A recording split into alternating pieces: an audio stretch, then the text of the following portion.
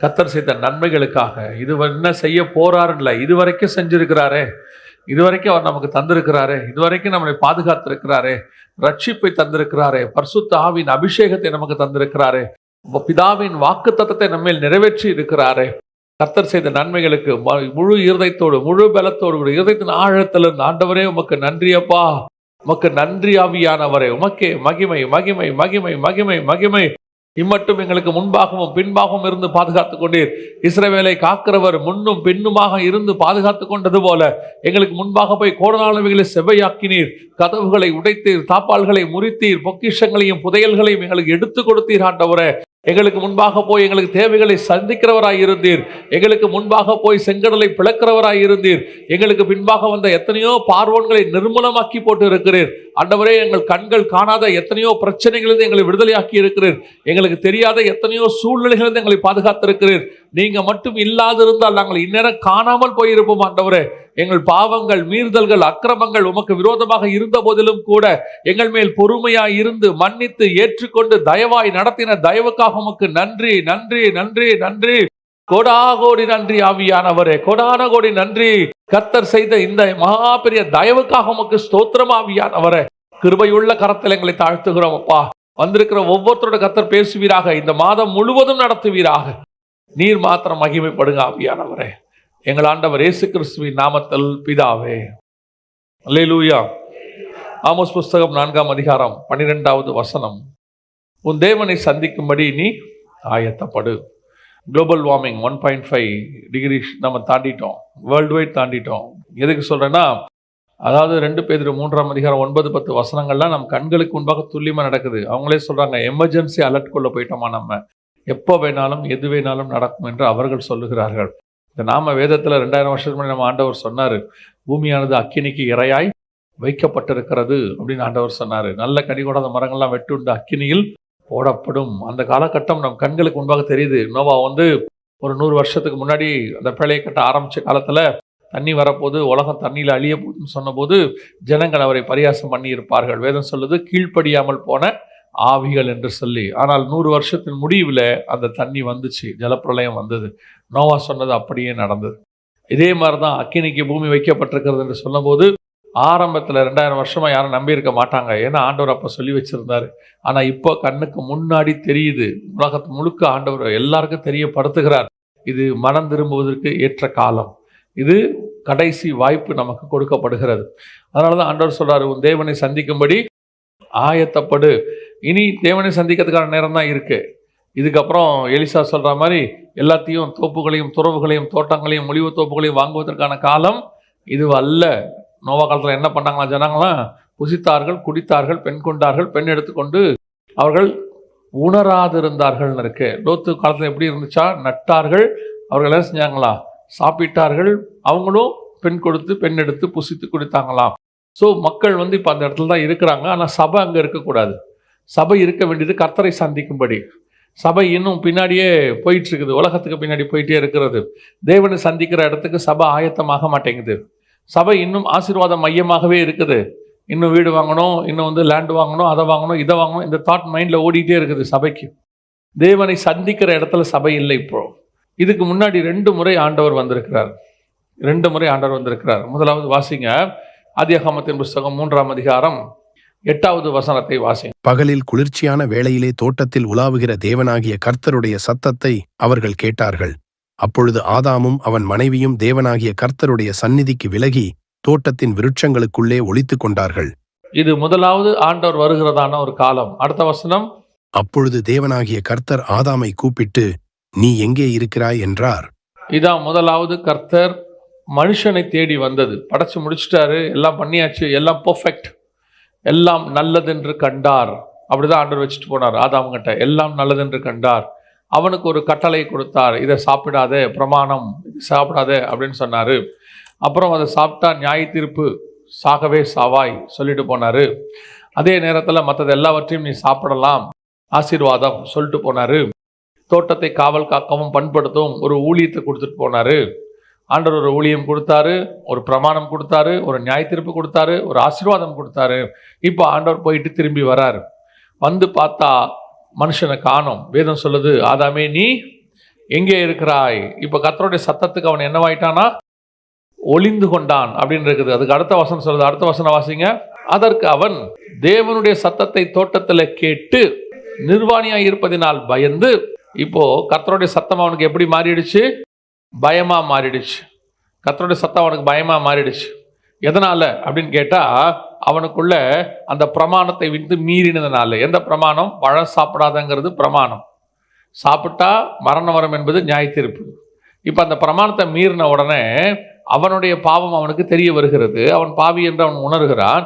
ஆனால் கர்த்தரை சந்திக்கிற இடத்தில் அவன் இல்லை. இவன் அவன் சொல்றான், உங்களை என்னால் பார்க்க முடியாது ஆண்டவரே. இதுதான் கர்த்தருக்கு முதலாவது பூமியிலே வந்தபோது நடந்த எக்ஸ்பீரியன்ஸ். முதலாவது சூழ்நிலை இதுதான். மனுஷனை பார்க்க வந்தபோது ஆண்டவர் நல்ல ஒரு வாழ்க்கையை கொடுத்துட்டு போயிருந்தார், ஆவிக்குரிய வாழ்க்கையை. இன்றைக்கும் நமக்கு அப்படி தான் ஆண்டவர் நல்ல ஆவிக்குரிய வாழ்க்கையை தான் கொடுத்தாரு. இயேசு கொடுத்துட்டு போகும்போது தி பெஸ்ட், உலகத்தில் உள்ள ஜனங்கள் எல்லாவரிலும் தி பெஸ்ட்டான பிரமாணம் இதுதான். இயேசு கிறிஸ்துவின் ரத்தத்தினாலே பாவ மன்னிப்பு பெற்று பரலோகத்துக்கு போகிற பிரமாணம். அருமையான பிரமாணத்தை திருச்சபை கொடுத்தாரு. உலகத்தில் உள்ள எல்லாரை பார்க்கிலும் திருச்சபை தான் ஆசீர்வதிக்கப்பட்டது. சபைக்கு ஆண்டவர் கொடுத்துருக்கிற மாதிரி ஒரு ஆசீர்வாதம் உலகத்திலே இல்லை. பைபிள் சொல்லுது, சபையின் காலம் ரகசியமாய் பாதுகாக்கப்பட்டதும். ஆண்டவர் அவ்வளோ பர்ஃபெக்டாக சபையை வச்சிருந்தார். பிரமாணத்தை கொடுத்துட்டு போயிருக்கிறார். ஜீவனுக்கு ஏதுவான பிரமாணம்னு பைபிள் சொல்லுது. வேறு யார் இடத்துல நாங்கள் போவோம்? நித்திய ஜீவ வசனங்கள் உம்மிடத்துல உண்டே. ஆனால் இன்னைக்கு அந்த பிரமாணம் அல்லது அந்த சத்தியம் அல்லது அந்த வார்த்தை கேட்பதற்கு ஜனங்கள் தயாராக இல்லை. காரணம், இச்சிக்கப்படத்தக்கதாக பார்வைக்கு இன்பமும் புசிப்புக்கு நலமுமான காரியங்கள் இன்னைக்கு பூமி முழுக்க வந்துடுச்சு. அதான் வசனம் சொல்லுது, தேவபுத்திரர் மனுஷகுமார்த்திகளை அதிக சௌந்தரியம் உள்ளவர்கள் என்று கண்டு. அதனுடைய விளைவு என்ன? இன்னைக்கு அவர்கள் போய் அவர்களோடு பெண் கொண்டார்கள், நன்மை தீமை அறியத்தக்க கனியை புசித்தார்கள். விளைவென்ன? அங்கே மரணம் வந்தது, இங்கே ஜலப்பிரளயம் வந்தது. ஆண்டவர் சொல்றார், என் நாவி மனுஷனோடு கூட போராடுவதில்லை. ஆண்டவர் எவ்வளவு சத்தியத்தை கொடுத்தாலும், அற்புதமான சத்தியத்தை கொடுத்தாலும், இன்னைக்கு ஒரு கூட்டம் ஒளிந்து கொள்ளுகிறது. வேதாகமத்திலிருந்து அவங்க போய் தங்களை மறைச்சு கொள்றாங்க. அவங்களுக்கு சத்தியம் அவங்களுக்கு இப்போ பயங்கரமாக கஷ்டமாக இருக்கிறது கேட்கறதுக்கு. இயேசு வராருன்னு கேட்கறதே கஷ்டமாயி போச்சு இன்னைக்கு. பாருங்களேன், நான் சொல்றேன், பைபிள்ல இருக்கிற எல்லா வாக்கு தத்தமும் எல்லா நாளும் நமக்கு உண்டு. எதை வேணாலும் என்னைக்கு வேணாலும் நீங்க எடுத்துக்கலாம். 1ஆம் தேதி தான் எடுக்கணும்னு அவசியமே இல்லை. அத்தனை வாக்கு தத்தம் நமக்கு தான் ஆண்டவர் கொடுத்திருக்கிறார். ஆனால் இந்த வாக்கு தத்தத்தை மட்டுமே பிடித்து கொண்டு சத்தியத்துக்கு விலகி ஓடுகிற ஒரு கூட்டம் போய் மறைஞ்சுக்குது. ஆண்டவருக்கு பார்க்க முடியல. அப்படிப்பட்ட சத்தங்கள் சபையில கேட்டாலும் கேட்க மாட்டேங்குது. இன்னைக்கு ஒரு கூட்டம் சபையை விட்டு போகுது. ஏன் போகுதுன்னு கேட்டால் சத்தியத்துக்கு நிற்க முடியாம போகுது. சத்தியத்தை காம்ப்ரமைஸ் ஆகி நீங்க போகக்கூடாதுன்னு சொல்லி உங்களை காம்ப்ரமைஸ் பண்ணி நீங்க என்ன வேணாலும் பண்ணலாம்னு சொல்லி சபையில வச்சு எங்களுக்கும் பிரயோஜனம் இல்லை, உங்களுக்கும் பிரயோஜனம் இல்லை. படிக்காத பையனை, சரி நீ படிக்க வேணாம் தம்பி, நல்லா விளையாடு, சாப்பிட்டு ஜாலியாக படுத்து தூங்கணும் கிளாஸ் ரூமில் வச்சிருக்கிறதுல எதுக்கு? ஸ்கூலுக்கு என்ன பிரயோஜனம்? ஸ்கூலுக்கு என்ன பிரயோஜனம்? அவன் பாஸ் பண்ண தானே ஸ்கூலுக்கு வந்தாங்க. இன்னைக்கு சபை அப்படிப்பட்ட இடத்துல தான் இருக்கிறது. அநேக சபைகள் சத்தியத்தை சொல்லி பாருங்க, ஒரு கூட்டத்துக்கு அப்படியே கசக்குது, ஓடி ஒளியுது. தேவரீர் தோட்டத்தில் உலாவுகிற சத்தத்தை கேட்டு நான் பயந்து. ஏன்? அந்த சத்தம் பயமா இருக்குது. ஒரு இடத்துல சத்தம் துணிகரமா மாறுது. சத்தத்தை கேட்ட உடனே ஒரு துணிகரம். எனக்கு ரொம்ப ஆச்சரியமா இருந்துச்சு. எங்க காலகட்டத்தில் உள்ளதுக்கோ இந்த காலகட்டத்தில் உள்ளதுக்கு சபையும் பார்க்கும்போது சத்தியம் என்னைக்குமே மாறவே இல்லை. சபையில் 2000 வருஷமா மாறவே இல்லை. அன்னைக்கு ஊழியக்காரங்க கிருபையா நல்ல சத்தியத்தை சத்தியமா போதிச்சாங்க. இன்னைக்கும் ஒரு சில சபைகள் அப்படித்தான் போதிக்கிறது. ஆனா சபை கேட்கிற இடத்துல இருக்குதா? அதான் இன்னைக்கு பிரச்சனை. திருப்பியும் சொல்றேன், சத்தியத்திலே நிலை நெல்லுங்கள், கர்த்தருடைய சத்தத்துக்கு செவி கொடுங்கள், ஓடி ஒளியாதீங்க. நிர்வாணமா இருந்தா அந்த நிர்வாணத்தை என்ன பண்ணணும்னு ஆண்டவர்கிட்ட கேட்கணும். ஆண்டவரே, நான் நிர்வாணியா இருக்கிறேன். நான் எனக்கு இந்த ஆதாமிலிருந்து ஆபிரகாம் வரைக்கும் ஒரு விஷயத்தை பார்த்தபோது ரொம்ப ஆச்சரியமா இருந்துச்சு. என்னன்னு கேட்டா, ஒருத்தர் கூட ஆண்டவர்கிட்ட மன்னிப்பு கேட்க மாட்டாங்க. ஆதாமும் மன்னிப்பு கேட்க மாட்டாரு, ஏவாளும் மன்னிப்பு கேட்க மாட்டாங்க, காயினும் மன்னிப்பு கேட்க மாட்டாரு. காயின் சந்ததியில் லாமேக்குன்னு ஒருத்தர் இருப்பான், அவனும் மன்னிப்பு கேட்க மாட்டான். ஜனங்க மன்னிப்பு கேட்டாங்கன்னே இருக்காது. வசனம் சொல்லுது, பூமியானது கொடுமையினால் நிறைந்திருந்தது. அப்ப ஜனங்களுக்கு அந்த உணர்வு இல்லை. கர்த்தருடைய சத்தத்துக்கு ஒரு பீரியட்ல அந்த சத்தத்தை கேட்டு பயந்த கூட்டம் ஒரு பீரியட்ல அந்த சத்தத்துக்கு செவி கொடுக்க முடியாம இடத்துக்கு போயிருச்சு. இதான் துணிகரம். மனசாட்சியில் சூடு உண்டவர்கள்னு இருக்கு. நான் இன்னும் மனுஷனை பிரியப்படுத்துறவனா இருந்தால் தேவனுக்கு ஊழியக்காரன் அல்லவே. அதான் பைபிள் சொல்லுது. இன்னைக்கு கர்த்தருடைய சத்தம் கொஞ்சம் கடினமாக தான் இருக்கும். யோசிச்சு பாருங்க, நம்ம பல நேரங்கள் என்ன நினைக்கிறோம், கர்த்தர் மெல்லிய சத்தத்தில் பேசணும்னு நினைக்கிறோம். எலியா மாதிரி ஆண்டவர் கூப்பிடுறாரு, எலியாவே, 1 ராஜாக்கள் 19 எலியாவே எனக்கு முன்பாக நில்லு அப்படின்னு சொல்றார். வசனம் சொல்லுது, கண்மலையை பிடக்கத்தக்கதான காற்று, பூமி அதிர்ச்சி, பட்சிக்கிற அக்கினி எல்லாம் வருது. இந்த சத்தம் எதுவுமே எலியாவுக்கு பிடிக்கல, பயமா இருக்கு. ஆதாம் பயந்து ஒளிஞ்சுக்கிட்ட மாதிரி எலியா எங்க ஒளிஞ்சுக்கிட்டாரு, கெபிக்குள்ள ஒளிஞ்சுக்கிட்டார். ஆதாம் அதுக்கு முன்னாடி கர்த்தருக்கு முன்பாக நிற்கிற மனுஷன், எலியா கர்த்தருக்கு முன்பாக நிற்கிற மனுஷன். இங்க ஆதாமுக்கு என்ன வந்துருச்சு, பாவம் வந்துருச்சு. இங்க எலியாவுக்கு என்ன வந்துருச்சு, பயம் வந்துருச்சு. இவனும் பயந்தான், அவனும் பயந்தான். அவனும் ஒளிஞ்சுக்கிட்டான், இவனும் ஒளிஞ்சுக்கிட்டான். அவன் எங்க ஒளிஞ்சுக்கிட்டான், தோட்டத்துக்குள்ள உள்ள விருட்சங்களுக்கு போய் இல்லை, இவர் கெபிக்குள்ள போய் ஒளிஞ்சுக்கிட்டார். இங்கேயும் ஆதாமே நீ எங்கே இருக்கிறாரு, எலியாவே வெளியே வான்றார். இங்கேயும் ரெண்டும் ஒரே விஷயம் தான், கான்செப்ட் தான். ஆனா மனுஷனுடைய அந்த சுபாவம் என்ன, கர்த்தருடைய சத்தத்துக்கு பயம். எப்ப அந்த பயம் வருது, பாவம் செய்யும் போது அந்த பயம் வருது. அந்த காரியம் உனக்குள்ள வரும்போது பயம் வருது. அந்த பாவம் செஞ்சு அந்த சத்தத்துக்கு உனக்கு பயம் வரலன்னா நீ மனசாட்சியில் சூடுன்னா மாறிட்ட. ஒருவேளை அந்த சத்தம் கேட்டு நீ பாவம் செய்யாம இருந்தீனா உனக்கு பயம் வராது, உனக்குள்ள ஒரு சந்தோஷம் வரும். கர்த்தாவே நீர் இதிலிருந்து என்னை விடுதலையாக்கி இருக்கிறீர், அந்த சந்தோஷம் வரும். இந்த 3 கேட்டகரி மக்கள் தான் இருக்கணும். ஒன்று, அந்த சத்தத்தை கேட்டு பயந்து ஓடி மன்னிப்பு கேட்கிற கூட்டமா இருக்கணும். இல்லையா, துணிகரமா அந்த சத்தத்தை கேட்டு கவலைப்படாத ஒரு கூட்டம். என்ன சொன்னாலும் சவுல் காதுல ஏறாது, திருப்பி திருப்பி சுயநீதி பேசிக்கிட்டே இருப்பான் சவுல். சவுல்கிட்ட பார்த்தீங்கன்னா, ஏன்டா ஆடு அடிச்ச, ஏன் ஆடு மாடெல்லாம் வச்ச, ஜனங்கள் வச்சு கொண்டு வந்தாங்க. எதுக்கு வச்ச, பலிக்காக வச்ச. ஏன்டா அதுக்குள்ளே பலி செலுத்தின, இல்லை ஜனங்கள்லாம் போறாங்க அதனால பலி அந்த சுயநீதியை சொல்லிக்கிட்டே இருப்பான் பாருங்க கடைசி வரைக்கும். தன் பக்கத்தில் உள்ளதான நியாயம் நியாயம் நியாயம் பேசிக்கிட்டே இருப்பான். அக்செப்டன்ஸே இருக்காது, அக்செப்டன்ஸே இருக்காது. பாருங்க, இப்ப தாவீது கிட்ட நாத்தான் தீர்க்கதரிசி சொல்லும் பொழுது, தாவீது எத்தனையோ காரியத்தை சொல்லி இருக்கலாம், எவ்வளோ யார் மேல வேணா பழிய போட்டிருக்கலாம். ஒரே வார்த்தை தான் சொன்னா, நானே அந்த மனுஷன், அவ்வளவுதான், ஐ எம் தட் பர்சன், வேலை முடிஞ்சு. இன்னைக்கு போய் மறைந்து கொள்ளுகிற கூட்டம், சொன்னா உடனே எதுக்காது அதுக்கு ஒரு காரியம். ஆதாமாவது பரவாயில்ல, வசனம் சொல்லுது, தேவரீர் தோட்டத்தில் உலாவுகிற சத்தத்தை கேட்டு பயந்துட்டு ஆண்டவரேன்ட்டான். இங்க பயப்படுற கூட்டம் கூட இல்லை. இப்ப ஒரு கூட்டம் பயமே இல்லை, கர்த்தர் மேல என்ன இல்லை, இப்ப பயமே கிடையாது. அதனால்தான் வேதம் சொல்லுது, நோவா பயபக்தி உள்ளவனாகி. ஆண்டவர் எதுக்கு ஒரு கூட்டத்தை கொண்டு வந்தாராம் தெரியுமா, ஒரு கூட்டத்தை தனக்குன்னு கர்த்தர் எதுக்கு மனுஷனை உண்டாக்கினாராம் தெரியுமா. மல்கியாவின் புஸ்தகம் 2ஆம் அதிகாரம் 15வது வசனம் வாசிங்க பார்ப்போம். அவர் ஒருவனை அல்லவா படைத்தார், ஆவி அவரிடத்தில் பரிபூர்ணமாய் இருந்தது, பின்ன ஏன் ஒருவனை படைத்தார், தேவ பக்தி உள்ள சந்ததி. அவருக்கு தேவை என்ன வேணும், தேவ பக்தி, பயபக்தி உள்ள சந்ததி, அதான் வேணும் ஆண்டவருக்கு. கிறிஸ்டியன்ஸ் வேண்டாம், God doesn't want Christians. கர்த்தருக்கு ரிலீஜியஸ் பீப்புள் வேண்டாம், சடங்காச்சாரமான மக்கள் தேவையே கிடையாது. ஆண்டவருக்கு யார் தேவை தெரியுமா, பயபக்தி உள்ளவனாகி தேவ பக்தி உள்ள ஒரு சந்ததி தான் கர்த்தருக்கு தேவை. ஒரு விஷயத்தை சொன்னா அந்த சத்தத்துக்கு கீழ்ப்படுகிற சுபாவம் குறைஞ்சிக்கிட்டே போகுது சர்ச்சுக்கு. அந்த லவதோக்கியான்னு ஒரு வார்த்தை இருக்கு பார்த்தீங்களா, 7வது சபை லவதோக்கியான்னு இருக்குது இல்ல. லவதோக்கியான்னு என்ன அர்த்தம் தெரியுமா, லவதோக்கியானா என்ன அர்த்தம், பீப்புள்ஸ் லிபர்ட்டி, மக்களின் உரிமை அப்படின்னு அர்த்தம். கிரேக்க வார்த்தைக்கு ஒவ்வொன்றுத்துக்கும் ஒரு அர்த்தம் இருக்குல்ல. எபேசு விரும்பப்படத்தக்க, சிமிர்னா வெள்ளை போலம் அபிஷேக எண்ணெய் அப்படின்னு சொல்றோம் இல்லையா. அந்த மாதிரி ஒவ்வொன்றுத்துக்கும் ஒரு அர்த்தம் இருக்கு. அதுல லவதோக்கியா அப்படின்னு கேட்டீங்கன்னு சொன்னா மக்களின் உரிமை அப்படின்னு இருக்கு, பீப்புள்ஸ் லிபர்ட்டி. அது இன்னைக்கு சபைக்குள்ள இருக்குது. மக்கள், உலகத்தின் மக்கள் உரிமைக்கு போராடுறாங்க. சபைக்குள்ள என்ன உரிமை இருக்குது, சபைக்குள்ள எதுக்கு இந்த விதமான ஒரு ரிபல்லியன் ஸ்பிரிட், சபைக்குள்ள ஒரு ரிபல்லியன் ஸ்பிரிட் இருக்கு. எதை சொன்னாலும் எதிர்க்கிறது, எதை சொன்னாலும் கேள்வி கேட்கறது. வசனத்துக்குள்ள இருந்து சொன்னா அதுக்கு கீழ்ப்படியில் தானே ஆண்டவர் எதிர்பார்க்கிற மிக முக்கியமான விஷயம். இன்னைக்கு கீழ்ப்படிதலை பார்க்கிலும் சுயநீதி அதிகமாகிட்டே போகுது. நான் உங்களுக்கு சொல்லுகிறேன், நாங்கள் எங்க ஊழியக்காரர்கிட்ட இருக்கும் பொழுது, எங்க ஊழியக்காரர் பிரசங்கம் பண்ணும் பொழுது, நாங்கள் அதை கர்த்தருடைய வார்த்தையை எடுத்துக்கொண்டோம். ஆவியானவர் பேசுறார், அவ்வளவுதான். அதுல நாங்க குற்றத்தை கண்டுபிடிக்கிறவர்களா இல்ல, அதுல இருந்து எங்களுக்கு என்ன டேக் அவேன்னு மட்டும்தான் பார்த்தோம். அதுல ஆண்டவர் எங்களுக்கு என்ன சொல்றார், அவ்வளவுதான். இன்னைக்கு நமக்கு கர்த்தருடைய வார்த்தை ஊழியக்காரன் பேசினா குற்றத்தை கண்டுபிடிக்கிற இடத்துக்கு போயிட்டோம். இதுல என்ன தப்பு இருக்கு, அதுல என்ன பண்றாரு, இது என்ன பண்றாரு. நீங்க ஹோட்டலுக்கு போய் உட்காந்துருக்கீங்க, அவர் வரிசையா மெனு சொல்றாரு. இவர் எதுக்கு இத்தனை சொல்றாரு என்ன கேட்டீங்களா? அதுல உங்களுக்கு என்ன தேவையோ அதை வாங்கி சாப்பிட்டீங்க, பே பண்ணீங்க, போயிட்டீங்க. அவ்வளவுதானே, வேலை முடிச்சு தானே.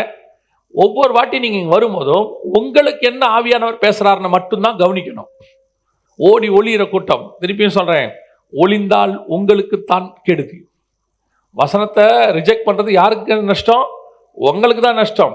இன்னைக்கு நிறைய பேருக்கு என்ன பிரச்சனை இருக்குது அப்படின்னு கேட்டீங்கன்னா, இந்த மாதிரி ஒரு சிச்சுவேஷன் இப்ப சபைக்குள் போயிட்டு இருக்கு. முடிவு என்னவா இருக்கும்? வாசிங்க ஆதியாகமத்தின் புஸ்தகம் 3:24.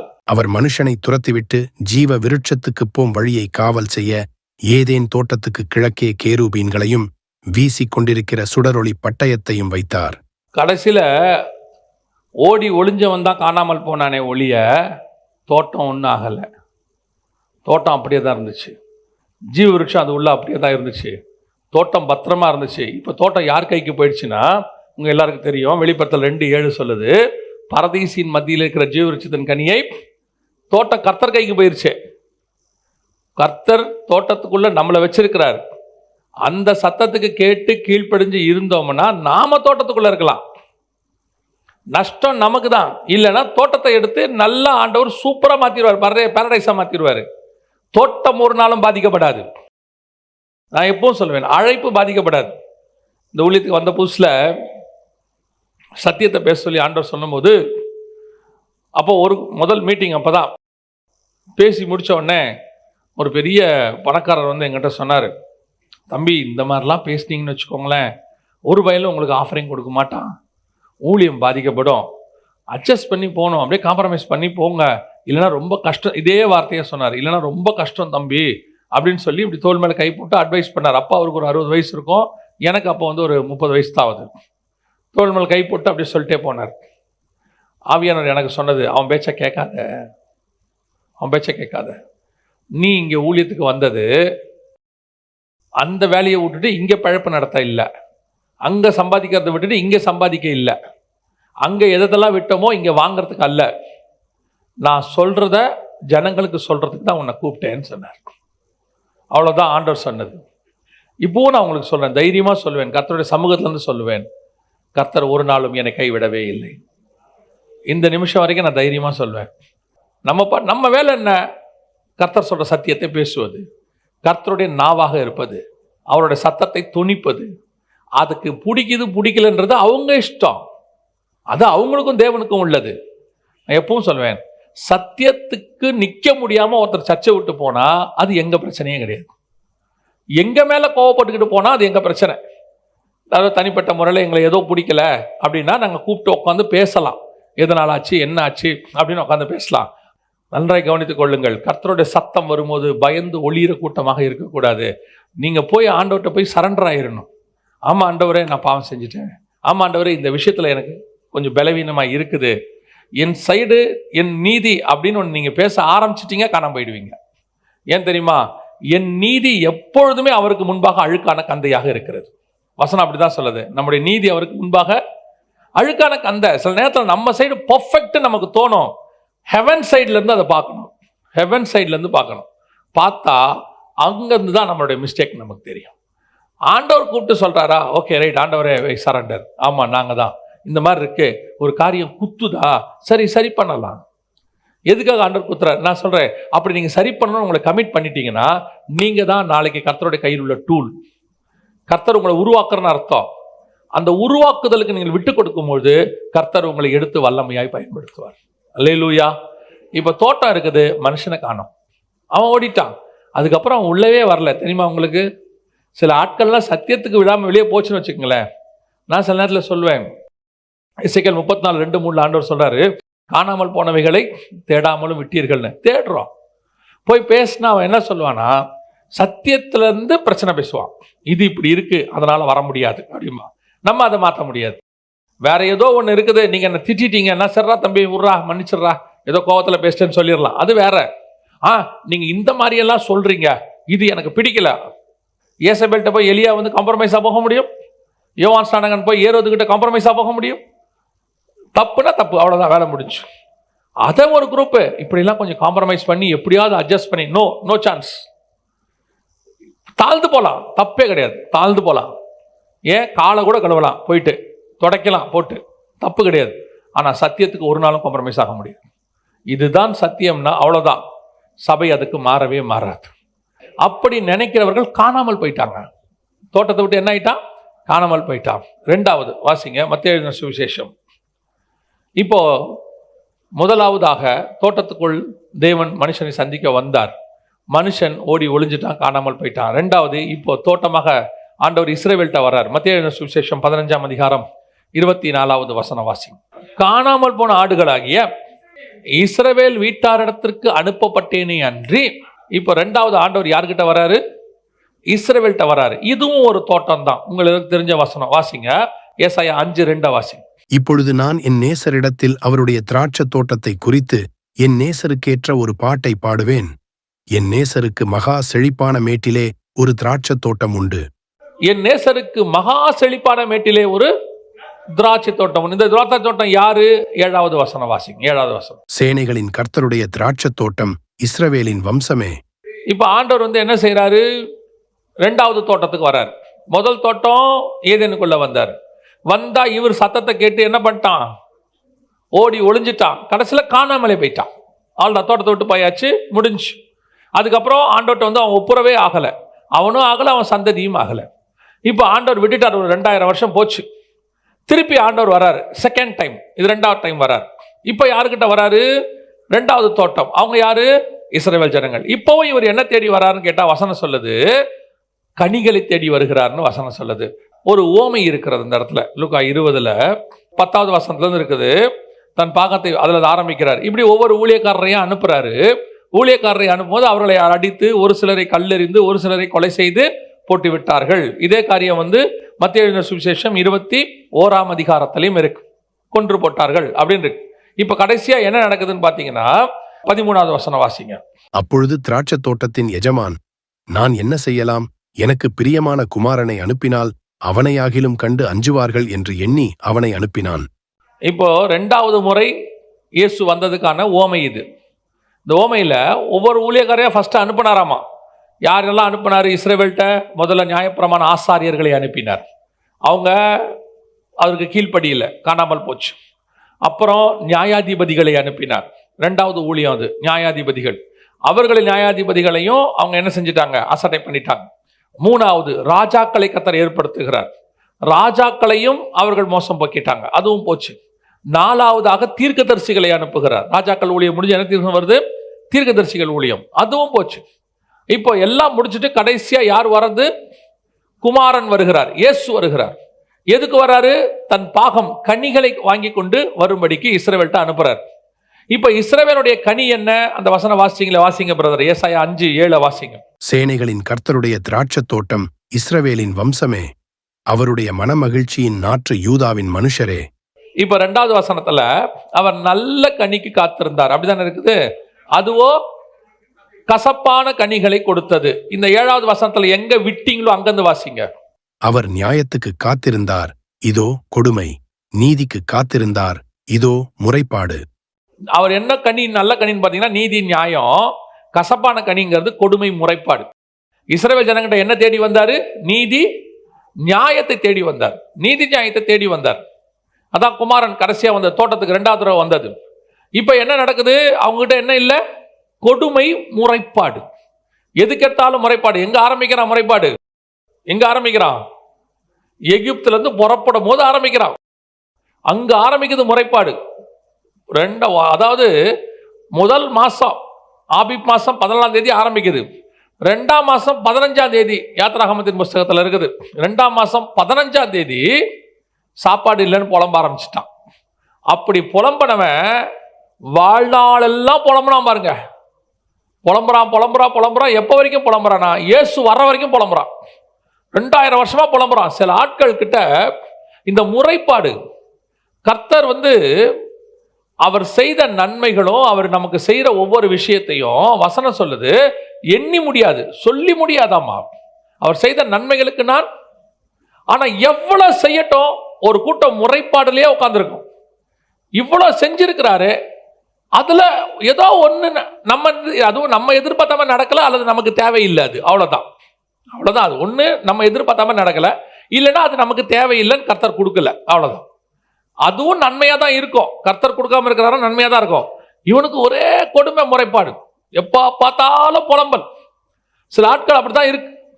ஆண்டவர் செய்த நன்மையெல்லாம் தெரியாது, ஏதோ ஒண்ணு வரணும், வந்த உடனே அதை பத்தி ஒரு முறைப்பாடு. இல்லையா, கசப்பான கனி, கொடுமை.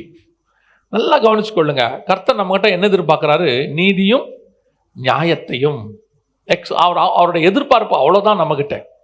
நான் ஒரு பிரமாணத்தை கொடுத்துருக்கிறேன், அல்லது நான் உங்ககிட்ட சில காரியங்களை செய்ய சொல்லியிருக்கிறேன், அதை மட்டும் செய் போதும். நான் உங்ககிட்ட வேற ஒண்ணுமே எதிர்பார்க்கலையே. அதுக்கு நமக்கு என்னென்ன, அதை நான் சொல்லுவேன். நான் இந்த ஊழியத்துக்கு வந்திருக்கிறேன், இந்த ஊழியத்தை நான் செய்யணும். போய் ஒரு இடத்துல ஊழியத்துக்கு போனோம்னா ஒரு நாளைக்கு 1 மணி நேரம் இல்லை 2 மணி நேரம் பேசுகிறோம். ஒரு நாள் காலையில் இருக்கும், சாயங்காலம் இருக்கும், சில நேரத்தில் சாயங்காலம் மட்டும் இருக்கும். ஆனால் இதுக்கு கர்த்தர் எவ்வளவு செய்கிறாருன்னு தான் நான் பார்ப்பேன். கர்த்தர் என்ன கொடுக்கலங்கிறத நீங்க பார்க்கக்கூடாது, என்ன கொடுத்திருக்கிறாருங்கிறத பார்க்கணும். கிடைக்காததுக்கு முறைப்பாடு வரக்கூடாது, கிடைச்சதுக்கு ஸ்தோத்திரம் தான் வரணும். நீங்க கிடைச்சதுக்கு ஸ்தோத்திரம் பண்ணி பாருங்க, கர்த்தர் இன்னும் தர வல்லமை உள்ளவராய் இருக்கிறார். சில நேரத்தில் நம்ம எதையாவது விட்டுட்டு வந்த உடனே ஒரு நல்ல பொசிஷன்ல இருந்து வந்துட்டு மாசம் எவ்வளத்தை விட்டுட்டு ஏதோ இப்போ கஷ்டப்படுறோம் அப்படின்னா, அவன் பார்த்தீங்கன்னா லாபமான அனைத்தையும் நஷ்டம்னு விட்டு வந்தான். கம்பேரிசன் அப்படிதான் பண்ணணும். நம்ம எப்படி பார்க்குறோம் தெரியுமா? ஐயோ எவ்வளோ ஆண்டவருக்கு பரவாயில்ல, நம்மளும் நல்லா தான் ஆண்டவருக்கு பண்றோம், ஒன்றும் பண்ணல. நான் இப்போ சொல்றேன், நீங்கள் வாழ்நாளெல்லாம் அவருக்கு எதை செய்தாலும் அவர் நமக்கு செய்ததுக்கு அது ஈக்குவலே ஆகாது. அது ஈக்குவலே ஆகாது. நீங்க என்ன வேணா செஞ்சிருங்க, ஒரு நாளைக்கு 12 மணி நேரம் கூட வேலை செஞ்சிருங்க, நீங்க 58 வயசு வரைக்கும் கூட செய்யுங்க, 60 வரைக்கும் செய்யுங்க, அவர் சிந்தின ரத்தத்திற்கும் அவர் கொடுத்திருக்கிற மீட்பிற்கும் தரப்போகிற பரலோகத்திற்கும் எள்ளளவும் ஈக்குவல் ஆகாது. அதனால்தான் அவன் சொல்றான், பார்வோன் குமாரத்தின் மகன் எனப்படுவதை வெறுத்து தேவ ஜனங்களோட துன்பத்தை அனுபவிக்க அவன் தெரிந்து கொண்டான். ஏன்? எனக்கு கிடைக்க போற பலன் இருக்குதே, இனி வரும் பலன் மேல் நோக்கமாகி. அதோட கம்பேர் பண்ணா இதெல்லாம் ஒண்ணுமே இல்லை. ஆண்டவர் சில டிசிஷன் எடுக்க சொல்வார். அந்த டிசிஷன் கொஞ்சம் கடினமா இருக்கும், கன்ஃபியூஷனா இருக்கும். அப்படி அந்த டிசிஷன் எடுத்து முடிக்கிற வரைக்கும் யோசிச்சுக்கிட்டே இருப்பேன். உதாரணமா இந்த ஊழியத்துக்கு நான் 2003 ஒப்பு கொடுத்து 2004 வந்தேன். 2003 கர்த்தர் கூப்பிட்டாரு, 2004 வந்தேன். அந்த 1 இயர் 8 மாசம் எனக்கு ஒரு கன்ஃபியூஷன் டைம். அதாவது ஆண்டவர் இந்தியாவுக்கு போன்னு சொல்லிட்டாரு, ஆனா நடக்கிற சம்பவங்கள்ல எல்லாருமே என்ன போக வேணாம், அங்க போய் என்ன பண்ணணும், அல்லது அங்கேயும் போங்க இங்கேயும் இருங்க, நிறைய கன்ஃபியூஷன். ஒவ்வொரு நாளும் என்னை குழப்பிக்கிட்டே இருப்பாங்க, அல்லது நான் குழம்புவேன், அவங்க இல்லாட்டி நான் குழம்புவேன். உண்மைதானா, போய் என்ன பண்ண போறோம், திருமணமாகி ஒரு மக இருந்தா என்ன செய்ய போறோம், ஏதோ பண்ண போறோம், இப்படி ஒரு கன்ஃபியூஷன் இருந்துட்டே இருக்கும். ஆவியானவர் சொல்லிட்டே இருப்பார், நீ போ நீ போ நீ போ போயிட்டே. அது சொல்லுவேன். கடைசியில அந்த டிசிஷன் எடுக்க ஆவியானவர் உதவி செய்தார். நான் இந்த வரைக்கும் சொல்லுவேன், 21 வருஷம் ஆயிடுச்சு, ஒரு நாள் கூட ஏன்டா இந்த ஊழியத்துக்கு வந்தோம் நான் யோசிச்சதே கிடையாது. நான் எடுத்த டிசிஷன் கரெக்ட்னு இன்னை வரைக்கும் கர்த்தர் எனக்கு நிரூபிச்சுக்கிட்டே இருக்கிறேன். ஆனா அந்த 8 மாசம் ஒரு கன்ஃபியூஷன் இருந்தது பாருங்க. அதோட இப்ப இதோட கம்பேர் பண்ணா அது ஒண்ணுமே கிடையாது. நான் என்ன சொல்லுவேன், அங்க ஒரு வெளிநாட்டில் வேலை பார்த்துட்டு இருந்தேன், அதை விட்டுட்டு வந்தேன். நான் அந்த சாட்சியை நான் பெரும்பாலும் சொல்றது இல்லை. ஏன்னா நான் விட்டுட்டு வந்தேங்கிறதா பேரு, அதை விட 1000 மடங்கு கர்த்தரை நீங்க பத்திரமாய் பார்த்துக் கொள்ளுகிறேன். நல்ல வேலை விட்டேன்றேன். இப்ப நான் விடாம இருந்தா நான் தான் மாட்டியிருப்பேன். நஷ்டம் எனக்கு தான், அவருக்கு இல்லை. எனக்கு பதிலாக இன்னொருத்தனை யூஸ் பண்ணிட்டு போயிட்டே இருந்திருப்பாரு. அங்க அன்னைக்கு உள்ள நிலைமைக்கு நான் சொல்றேன், ஒரு 70,000 ரூபாய் சம்பளம் கிடைச்சிச்சு. 2003 சொல்றேன், 70,000 சேலரி. அன்னைக்கு உள்ள நிலைமைக்கு நான் சொல்லுவேன், அந்த 70,000 நான் பார்த்திருந்தா இன்னைக்கு எனக்கு கிடைச்சிருக்கிற ஊழியத்தில் கிடைச்சிருக்க ஆத்துமாக்கள், இந்த ஊழியங்கள், இந்த காரியங்கள்லாம் பார்க்கும்போது அது 1% கூட கிடையாது. நான் இப்போ அதை தான் பெருசா அந்த 70,000 வச்சு என் குடும்பத்தை நடத்தியிருப்பேன், என் பிள்ளைகளை கொண்டு போய் வச்சிருப்பேன். சொல்ல முடியாது, இப்போ நான் இருந்த ஊர்லேயே வேலையிலன்னு எல்லாம் இங்கே வந்துகிட்டு இருக்கிறாங்க திரும்பி. அது நடந்திருக்கும். ஆனால் அதை விட்டது என் நன்மைக்காக தானே ஒழிய என் தியாகம்னு அதில் ஒன்றுமே கிடையாது. நம்ம வேணா சொல்லிக்கலாம் சாட்சியில், ஆண்டவருக்காக ஒரு நாள் அதை நான் விட்டேன். ஆண்டவர் சொன்னார், விட்டெல்லாம் செத்த, நான் உன்னை முன்னாடியே கூப்பிட்டு வந்துட்டேன். விடாமல் இருந்ததா என்ன ஆயிருக்கும், யோனா மாதிரி மீன் வைக்குள்ள போய் ஏதாவது பிரச்சனையாகி வந்திருப்போம். அப்படி சொல்லாமல் இப்போ கொஞ்சம் கௌரவமாக சொல்கிறோம், ஆண்டவருக்காக விட்டு விட்டு வந்தோம், இல்லைன்னா அடிச்சு பிடிச்சி வந்தோம், அப்படிதான் சொல்ல வேண்டி வந்திருக்கும். அதான் சொல்றேன், சில நேரத்தில் ஆண்டவர் டிசிஷன் எடுக்க சொல்லும் போது நாம் இருக்கிறத விட அது பார்க்கறதுக்கு நமக்கு தெரியாது. ஆனா அவர் வச்சிருக்கிறதான ரிசல்ட் இருக்குல்ல, அது இது எல்லாத்த விட பலாயிரம் மடங்கு பெருசா இருக்கும். அப்ப நாம விட்டதை பெருசா நினைக்க கூடாது, கிடைக்கிறத பெருசா நினைக்கணும்.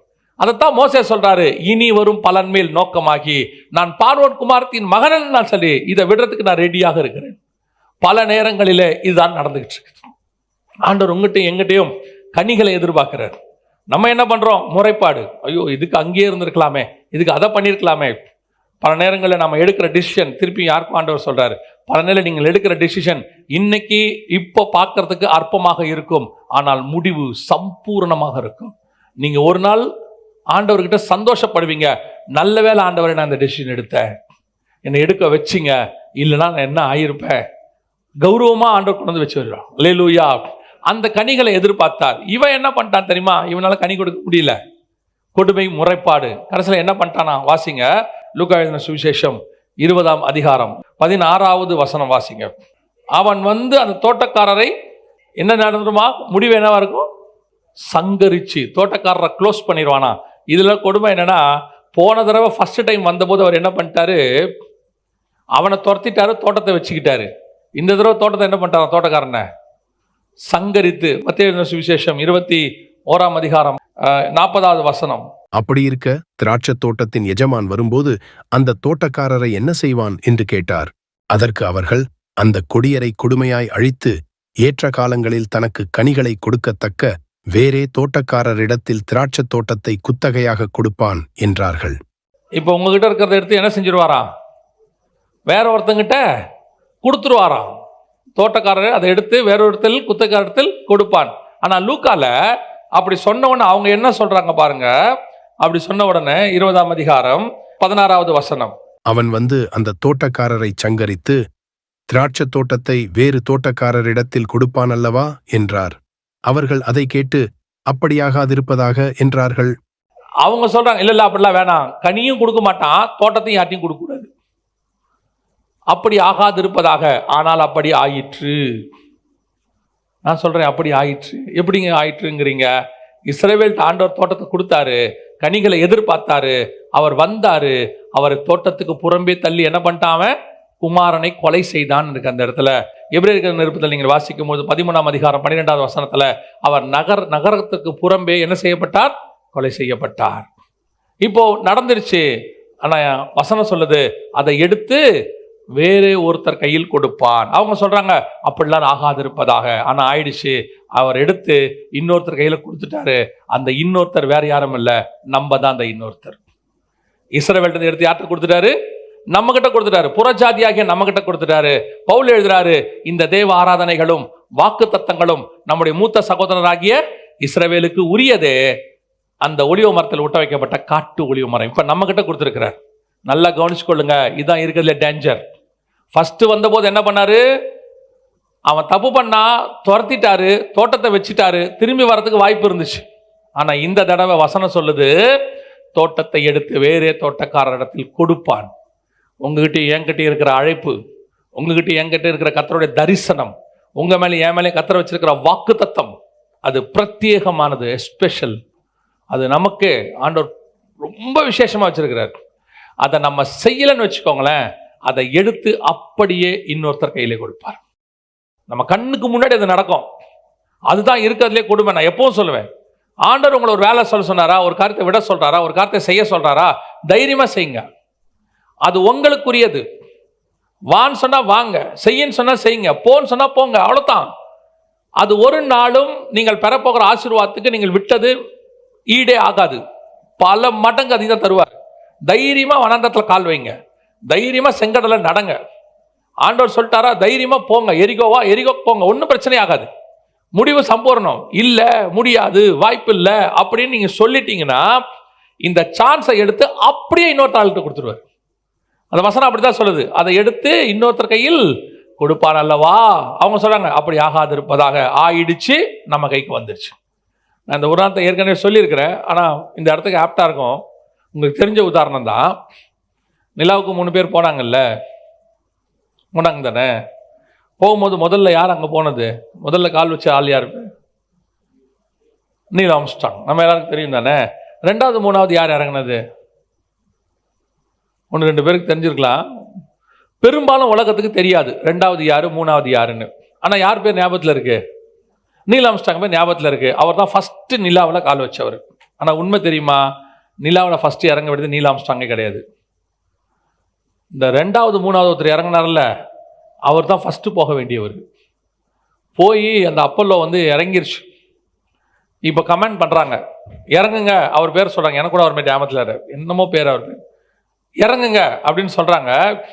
அவர் ஒரு 3 செகண்ட்ஸ் யோசிக்கிறார்.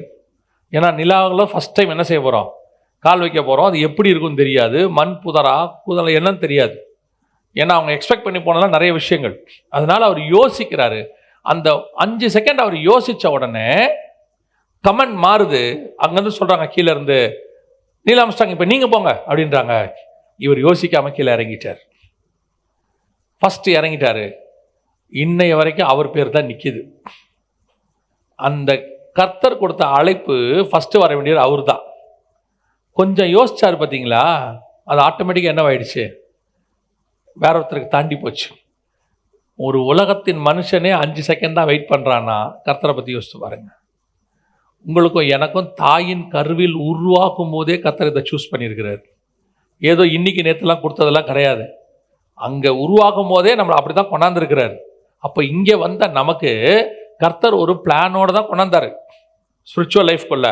அதை உங்களை என்னைய செய்ய சொல்கிறதுக்கு நீங்களும் நானும் என்னமோ நம்மக்கிட்ட இருக்கிறது மேன்மை மாதிரியும், பார்வோன் குமாரத்தின் மகன் மாதிரியும் அவனே விட்டுட்டா. நம்ம ஒன்றும் அந்த அளவெல்லாம் இல்லை. ஒரு வேலை, ஒரு மாதம் ஆனால் ஒரு சம்பளம் என்ன ஆகும், விட்டுட்டா சம்பளம் என்ன ஆகும். இன்னைக்கு ஒரு குரூப் இருக்கு, ஆண்டவருக்கு வர்றதுக்கு அவ்வளோ யோசனை, ஒப்பு கொடுக்கறதுக்கு அவ்வளோ யோசனை, இறங்கிறதுக்கு அவ்வளோ யோசனை. ஆண்டவர் சொல்றாரு, எடுத்து இன்னொருத்தவங்க கொடுத்துட்டு போயிட்டே இருப்பார். என்ன இருக்கட்டும், நான் அதாவது நீங்கள் கோடீஸ்வரனா கர்த்தர் வைப்பார்னே சொல்லலை, நான் இப்படியே சொல்கிறேன், உங்களை வனாந்தத்தில் நடத்துறாருனே இருக்கட்டுமே. ஏன் நடக்க மாட்டீங்க ஆண்டவருக்காக? ஏன் நடங்கலை? உங்களுக்காக சிலுவை ஏற்று பரலோகத்தை கொடுத்து ஆசீர்வாதத்தை கொடுத்து பரிசுத்தாவியை கொடுத்து இவ்வளோ செய்கிற ஆண்டவருக்கு பசியாக இருந்தால்தான் என்ன தப்பு? வெளிநாட்டுக்கு வேலைக்கு போனீங்கன்னா முதல் 1 மாதம் வேலை கிடைக்காட்டி என்ன பண்ண போகிறோம்? என்ன கிடைக்க போகிறோம்? போய் பாருங்க, எத்தனை பேர் ஒட்டக்கம் வைக்கிறான், எவ்வளோ கஷ்டப்படுறாரு ஒரு குடும்பத்தை காப்பாற்றுறதுக்கு. ஒரு குடும்பத்துக்காக அவ்வளோ கஷ்டப்படுற அத்தனை பேர் இருக்கிறான். கிறிஸ்துவாக நீங்கள் பாடம் செய்யக்கூடாது. அப்படி அவர் விட போகிறதில்லை. நான் அப்படிப்பட்ட எஜமானையும் சேவிக்கலை. பாடுகள் மத்தியில் போனாலும் முடிவு சம்பூர்ணமாக தான் இருக்கும். யோபும்பாங்க, யோபு 2 மடங்கு ஆசீர்வதிக்கப்பட்டார். முடிவு சம்பூர்ணமாக தான் இருக்கும். ஆனால் இறங்குறது கஷ்டம். நம்ம இப்படி இருந்துட்டோம், நாளைக்கு என்ன ஆகும், பிள்ளைகளை எப்படி படிக்க வைக்கிறது, ஏன் நம்மளால என்ன முடியுமோ அங்கே படிக்க வச்சுட்டு போகிறோம். ஒரு குரூப் இருக்கு இன்னைக்கு கடைசி காலத்தில் ஆண்டவர்கிட்ட வந்து எதையாவது செய்யறதுக்கு அவ்வளோ யோசனை. ஆண்டவர் சொல்றாரு, எடுத்து என்ன பண்ணிட்டாரா, அதை இன்னொருத்தங்க கையில் கொடுத்துட்டார், வேற ஒருத்தங்க கையில் போட்டாச்சு. இப்போ யார் கைக்கு வந்திருக்குது?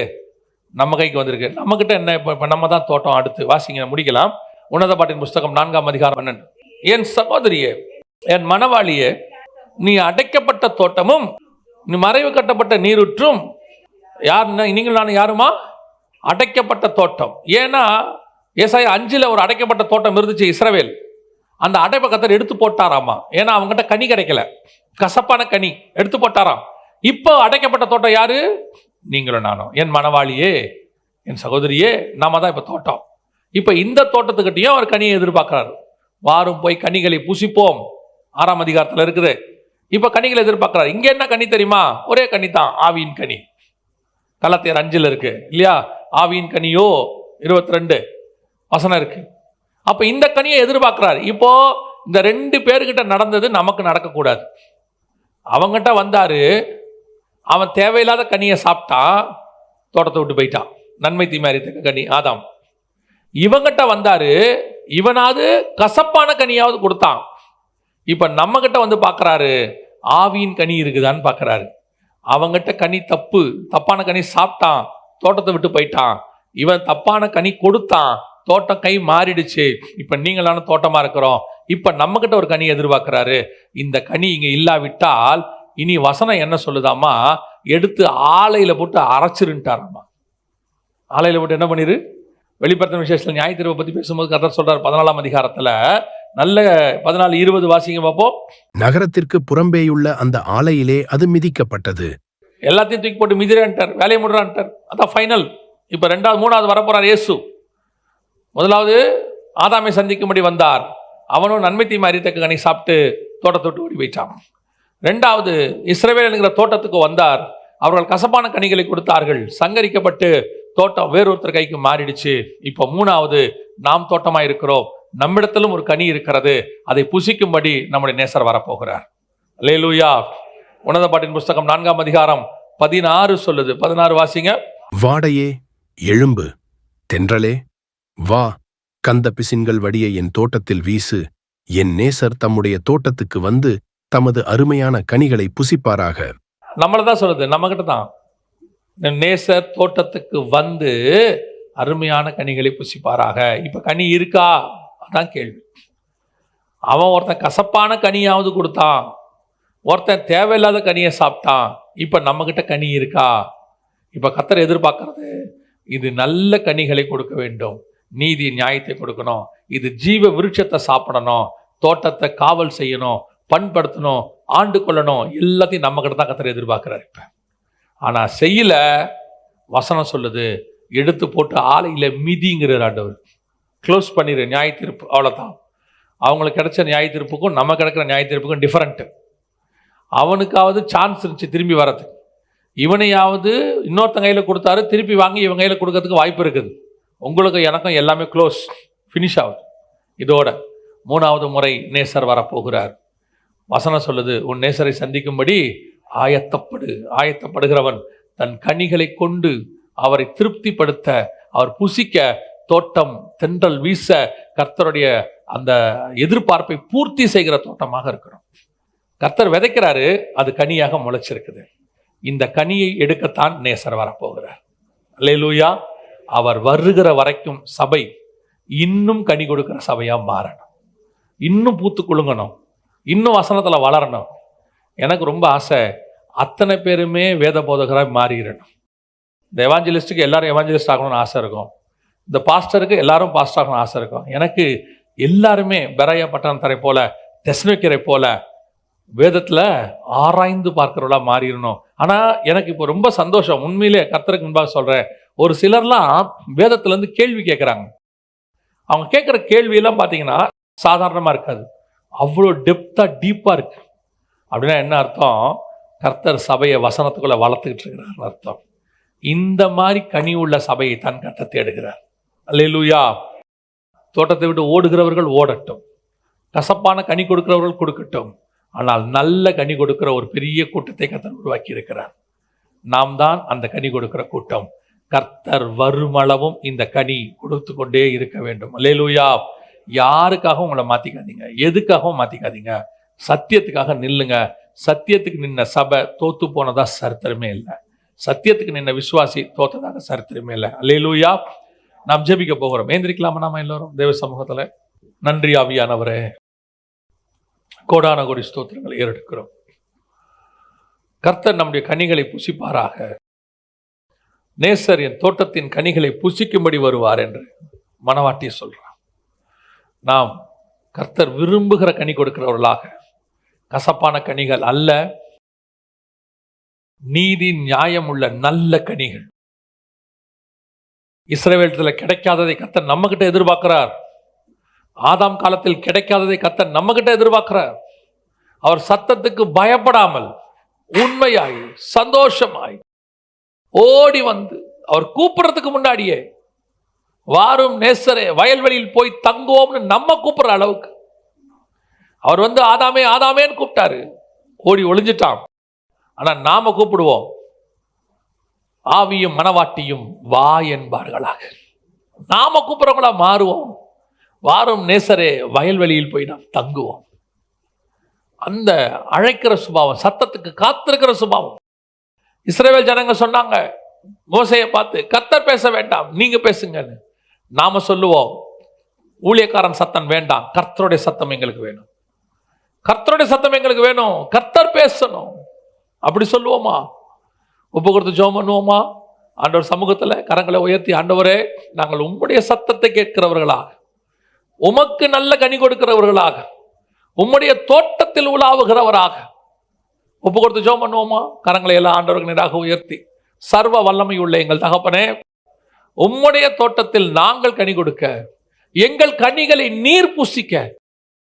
நாங்கள் எப்பொழுதும் கனி கொடுக்கிற ஒரு அனுபவம், கசப்பான கனிகள் அல்ல, முறைப்பாடு அல்ல. ஆண்டவரே, நாங்கள் எப்பொழுதும் நல்ல கனிகள் கொடுக்கிறவராக, நீதி நியாயத்தை உடையவர்களாக, கொடுமை முறைப்பாடு இல்லாதவர்களாக, இஸ்ரவேல் ஜனங்கள் முறுமுறுத்தது போல முறுமுறுக்காதவர்களாக, எப்பவுமே எங்கள் தகப்பன் நல்லவன், எங்கள் தகப்பன் நல்லவர், அவர் எங்களுக்கு நன்மையானதா ஈவுகளைத்தான் செய்வார், அவர்கிட்ட தீமை என்பதே இல்லை என்று சொல்லி நாங்கள் எப்பொழுதும் உம்மை சந்தோஷமாய் துதிக்க ஆராதிக்க, எங்கள் குறைவுகளை அல்ல எங்கள் நிறைவுகளை கொண்டு நாங்கள் சந்தோஷப்பட கிருபை பாராட்டுங்கப்பா. மகிமையுள்ள கரத்தில் எங்களை தாழ்த்துகிறோம் எங்கள் ஆண்டவர் இயேசு கிறிஸ்துவின் நாமத்தில் பிதாவே.